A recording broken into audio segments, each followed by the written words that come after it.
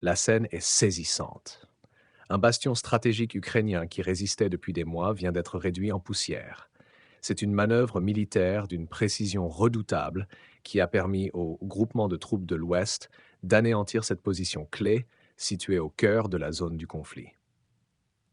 En quelques tirs, l'artillerie lourde, équipée du célèbre lance-roquettes multiple Grad, a pulvérisé ce point de résistance, frappant avec une efficacité impressionnante des cibles situées à plus de 10 kilomètres. Voici un aperçu de cette opération que peu d'experts avaient anticipée. Abonnez-vous pour rester informé de chaque développement de cette guerre imprévisible. Et selon vous, cette nouvelle escalade pourrait-elle marquer un tournant décisif dans ce conflit? Donnez-nous votre avis en commentaire. Le Grad, cet engin de guerre redoutable, a une réputation bien établie. Déployé dans d'innombrables conflits, il est capable de couvrir une large zone avec une précision dévastatrice.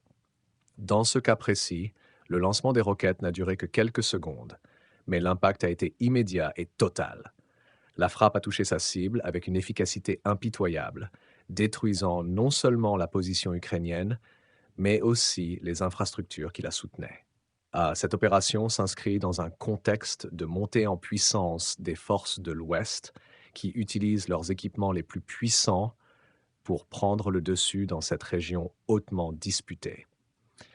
Ce bastion n'était pas seulement une position militaire, il représentait aussi un point de contrôle stratégique pour les forces ukrainiennes, une forteresse d'où les soldats coordonnaient leurs opérations et tenaient la ligne contre les assauts répétés de l'ennemi. La destruction de ce bastion à une distance de plus de 10 kilomètres montre la portée et la puissance de frappe des lance-roquettes multiples, comme le Grad. Capable de tirer en salve de 40 projectiles en quelques secondes, cet engin de guerre est conçu pour semer la terreur et la désolation, même sur des cibles éloignées.